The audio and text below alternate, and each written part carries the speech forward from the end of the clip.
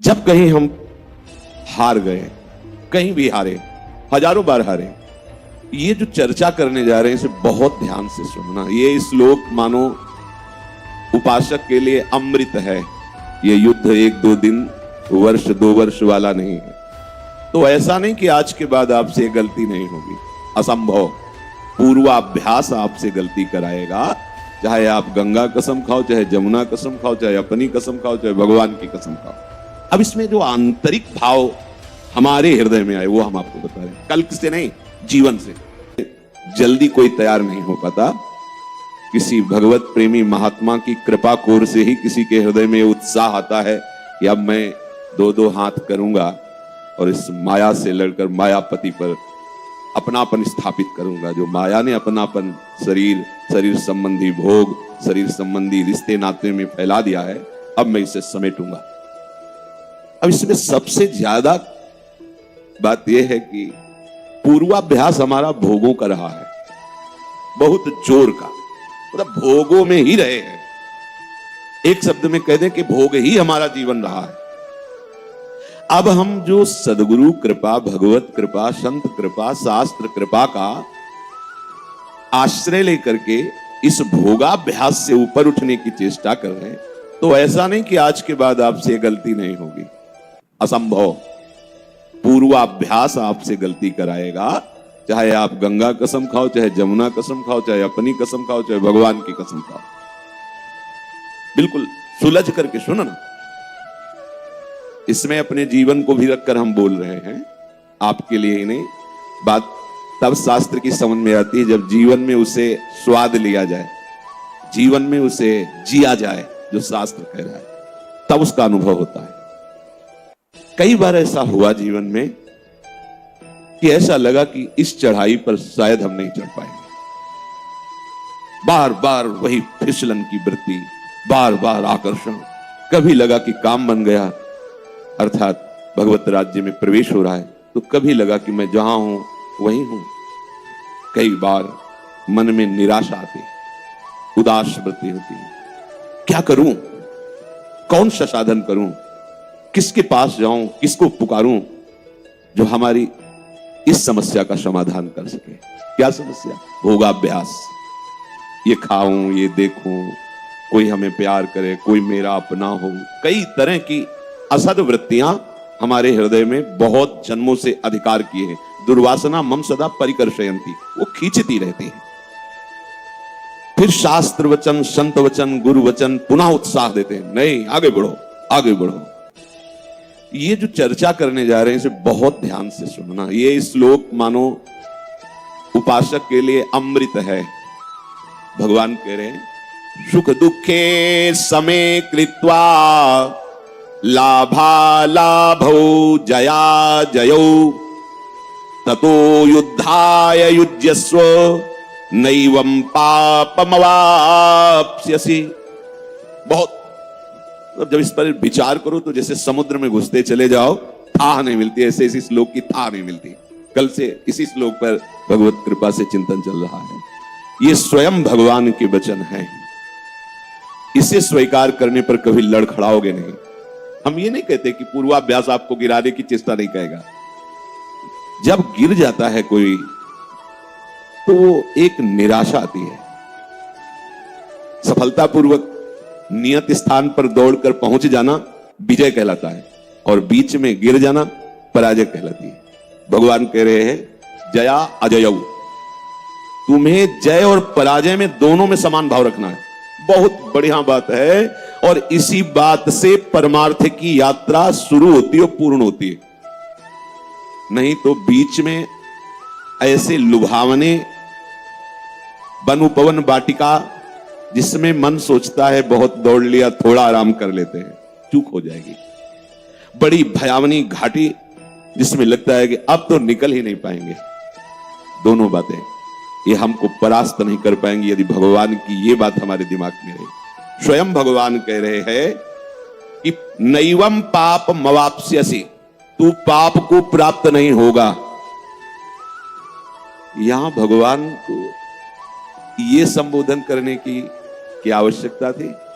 क्योंकि कहीं ना कहीं हम जब पराजित होते हैं तब वो लगता है कि पाप बन गया अब हमसे। अब क्या, अब तो भ्रष्ट हो गए, नष्ट हो गए।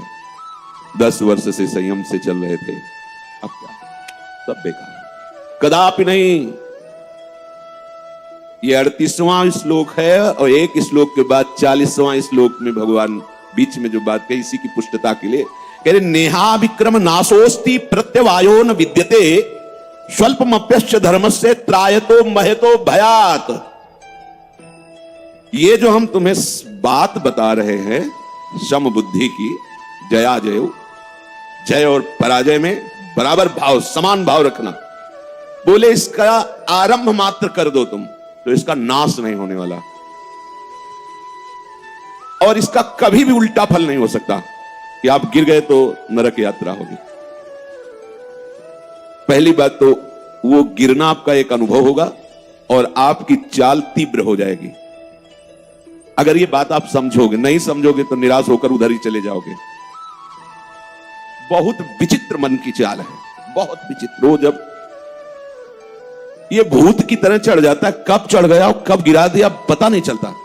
बाद में पता चलता मेरी वो बुद्धि कहां गई थी, जो बड़ी प्रवीण थी उस समय कहां गई। ऐसा लगता है जैसे कोई भूत आया हो, हमारे ऊपर चढ़ गया हो और हमसे वो क्रिया करा ली और इसके बाद वो भूत उतर गया, तब हमें पता चला कि अरे ये सब क्या।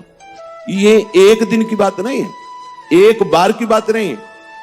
जब तक भगवत प्राप्ति नहीं हो जाती तब तक ये भूतावेश कहां कब कैसे होता है समझ में नहीं आता। क्रोध नहीं करना, एक क्षण में ऐसी भूमिका बनी कि क्रोधावेश, काम नहीं, एक क्षण में ऐसी भूमिका बनी, समझे में नहीं आया और वो रपट करके वहां खड़ा हो गया। लोभ नहीं करना, मोह नहीं करना, समझते हैं समझाते हैं, कब कहां वो भूत जैसा चढ़ता है, फंसा देता है। बहुत, ये एक दिन की साधना नहीं, ये आजीवन का खेल है। इसलिए इस बात को समझो, हर उपासक चाहे गृहस्थ हो चाहे विरक्त हो, प्रभु कह रहे हैं कि इसका कभी उल्टा फल नहीं होता। यहां कहा नैवम पाप मवाप्स्यसि, तुझे पाप की प्राप्ति नहीं होगी, भगवत मार्ग के पथिक हो। अखाड़े का नियम है, जब कुश्ती में दो योद्धा लड़ते हैं तो जो जीतता है उसको तो इनाम मिलता है, जो हारता है तो इनाम का आधा पैसा उसको मिलता है। 5,000 इनाम तो 5,000 उससे मिलेगा और 2,500 इससे मिलेगा। इसके बाद उसका आने जाने का किराया खर्चा मिलेगा, क्योंकि उसने पूरा प्रयास किया है। लौकिक हम आपको उदाहरण दे रहे हैं, पर हमारे भगवत मार्ग में है कि हारने वाले और जीतने वाले दोनों को बराबर इनाम मिलता है। हारने वाला अत्यंत लाडला प्रभु का हो जाता है, जीतने वाला तो जय को तो प्राप्त हो ही गया है। हमें लगता है कि हारने वाले के प्रति प्रभु का विशेष दुलार होता है, क्योंकि हम सब हारने वाले में ही हैं। जीतने वाले में जैसे भीष्म जी कर ली प्रतिज्ञा तो पृथ्वी हिल जाए, आकाश फट जाए, पर उनकी प्रतिज्ञा टूटने वाली नहीं। पर अपने शाम के की सवेरे टूट गई, हार गए। स्वल्पमप्यस्य धर्मस्य त्रायतो महतो भयात, इसका थोड़ा सा अनुष्ठान तुम्हारे जन्म मरण के बंधन को नष्ट कर देगा, महान भय से तुम्हारी रक्षा कर लेगा। नामे भक्ता प्रणश्यति। प्रभु को यह कहने की क्या जरूरत थी, हम तो हम सर्वपापेभ्यो मोक्षयिष्यामि मा शुचा। हम लोग संशय आत्मा है कि हम परमार्थ में चलते हैं, हमसे गलती हो गई और हो सकती है, वो आते आगे होती रहेगी महाराज। जब तक आप, बहुत ये अजेय योद्धा है मन, कब कहां कैसे व्यवहार में जो बातें बनाते हैं, क्या जाने हो, क्या जाने हो। जाके गई न पांव बेवाई, वो क्या जाने पीर पर आई, अरे भाई वाह वाह, अरे कुछ नहीं, जरा सी बात हुई, साधु की साधुता पूरे जीवन की। ऐसे योद्धा है, और किसी और से नहीं, भगवान की प्रबल माया से उसका युद्ध है। कौन ऐसा योद्धा है कि पूरे युद्ध में कहीं उसके घाव ना हो, कहीं चूक ना हो, चाहे जितना बड़ा योद्धा हो। अगर भगवान भी युद्ध की लीला करते हैं तो उनके भी पढ़ के देख लो महाभारत में। ऐसे ही ये परमार्थ का युद्ध है। जब कोई कहता है हम बैरागी होकर भगवत मार्ग में चलना चाहते हैं, तो एक तरफ भगवान की तरफ देखते कि महाराज आप संभालना, ना इसकी सामर्थ्य है ना हमारी सामर्थ्य है, क्योंकि हमें भी आपने अपने ही बाहुओं के बल से चलाया है। तो प्रभु आप इसको अपने बाहुबल से चलाना, किसी की सामर्थ्य नहीं कि आपकी ऋषि मुनियों पर विजय प्राप्त करने वाली माया पर विजय प्राप्त कर सके। नाथ आप ही संभालना। बहुत ज्ञान विज्ञान छाटते बघारते और जहां उसका एक आक्रमण हुआ तो ढेर हो जाते। माया ऐसी है, शिव विरंच का मोह है वो है बपुराण। जब हमारी जय होती है तो हमें लाभ दिखाई देता है, और जब लाभ दिखाई देता है तो सुख की प्राप्ति होती है, ऐसा लगता है हृदय। यह साधक के लिए ठीक बात नहीं। जब हमें पराजय दिखाई देती है तो हमें हानि अनुभव में आता है, फिर हमें दुख होता है, यह भी साधक के लिए ठीक है। भगवान क्या करें, सुख दुखे समय कृत्वा लाभा अलाभौ जया अजयौ ततो युद्धाय युज्यस्य।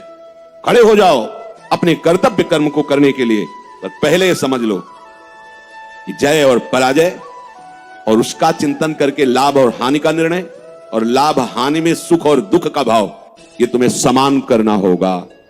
ये बहुत बढ़िया बात मिली। उत्साह कभी नष्ट नहीं होगा अगर ये बात रख ली, और इसका थोड़ा सा अनुष्ठान आपको जन्म मरण के चक्र से मुक्त कर देगा। भगवान बोल रहे हैं, महतो भयात, महान भय से तुम्हारी रक्षा कर लेगा। अब इसमें जो आंतरिक भाव हमारे हृदय में आए वो हम आपको बता रहे हैं, कल्क से नहीं, जीवन से। जब कहीं हम हार गए, कहीं भी हारे, हजारों बार हारे, मना खष्टानि इंद्रियाणि प्रकृति स्थानि कर्षति, पग पग पर इन इंद्रियों ने मुझे धोखा दिया, इस मन ने मुझे धोखा दिया, पर उस अजान बाहु हरि ने मुझे संभाला, गिरते गिरते ऐसे गोद में लिया। तब ये लगा कि ये बाहु पहले क्यों नहीं थी, गिरने के समय ही क्यों आई। जब हमें पता है कि अब बस 2 कदम रह गया तो आपने पकड़ लिया, तो जो पीछे से कदम चले थे यहां तक तब क्यों नहीं पकड़ा। तब लगा कितने कृपालु हैं। कहीं ना कहीं साधना का अहंकार है, कहीं ना कहीं भगवत प्रेम प्राप्ति में जो बाधक मलिन भाव हमारे हृदय में है, उसी को दिखाने के लिए हरि ने छोड़ दिया। देख 4 कदम चल के क्या होता है। तो लगा कितने कृपालु हो प्रभु, एकदम चूर चूर अहंकार। तो जहां कहीं भी अहम स्फुरित हुआ, उसी अहम का नाश करने के लिए मेरे करुणा समुद्र प्रभु ने ये हारने की लीला करवाई। हार गया, सब करके थक गया। हे करुणा निधान, बस आप ही, अब आप ही। ये है विजय, ये अब असली विजय हुई। तो हमें पूरे जीवन में ये ध्यान रखना है, कैसी भी परिस्थिति हो, कैसी भी हमारी मन की स्थिति हो, कैसी भी, हमें भगवत मार्ग नहीं छोड़ना है। बस ये बात समझ लीजिए, ये बात आप बैठा लीजिए। परिणाम भगवान कह रहे महान भय से रक्षा करूंगा, भगवान कह रहे मेरे भक्त का नाश नहीं होता, भगवान कह रहे हम तो हम सर्व पापेभ्यो मोक्षयिष्यामि मा शुचा। अब इसकी जो बात ये हम कह रहे हैं, इसको सुनकर नकारात्मक सोच की तरफ मत चले जाना। अच्छा तो बहुत बढ़िया बात मिल गई, अब हम खुल करके मनमानी आचरण करें, वो भगवत शरणागत नहीं होता। ध्यान रखो, हम यहां बात कह रहे हैं ईमानदारी से भगवत मार्ग में चल रहा है, और ये दुर्वासना उसको घसीट रही है, वो कहीं भी किसी भी तरह से लड़खड़ा रहा है, तो उसको हिम्मत नहीं हारनी। चाहे 1000 बार गिर जाए तो भी उसे उठ के खड़ा होके यही जोश लाना है। जैसा पहले जोश था वैसे ही हमारा नवीन जोश होना चाहिए। हमारे साथ भगवान नाम है, गुरु कृपा है, कहीं ना कहीं मेरे अहंकार को परास्त करने के लिए लीला है। लेकिन निश्चित हम इस पर विजय पाएंगे, क्योंकि विजय श्री प्रभु हमारे साथ है, उनका नाम हमारे साथ है, और हमारा परिणाम बड़ा मंगल होगा। अमंगल हो ही नहीं सकता। इस मार्ग में चलने वाले का कभी अमंगल नहीं होता, किसी भी तरह से अमंगल नहीं हो सकता। इसलिए ये दृढ़ निष्ठा रखो, और कभी भी बड़े से बड़े लाभ में हर्षित मत हो, बड़ी से बड़ी हानि में शोकित मत हो। भाई तुम्हारी दृष्टि में हानि हुई, देखने वाला तो जो देने वाला है वो कह रहा है नैवम पाप मवाप्स्यसि, हम तो हम सर्व पापेभ्यो मोक्षयिष्यामि। कदम बढ़ाओ, पीछे मत लौटो, इधर उधर किसी को मत ताको कि तुम्हारा कोई सहयोग करेगा। अगर किसी को सहयोगी माना तो निराश ही कर देगा। अब तो नहीं हो पाएगा, क्योंकि 10 वर्ष हो गए, इसके बाद भी वही, अब नहीं। आखिरी श्वास भी हमारी यही प्रयास करेगी कि हम अपने प्रभु के अनुकूल चल करके उनको रिझा लें। बस ये जो अंदर आपके बात है, यही भगवत प्राप्ति कराएगी। ध्यान रखना।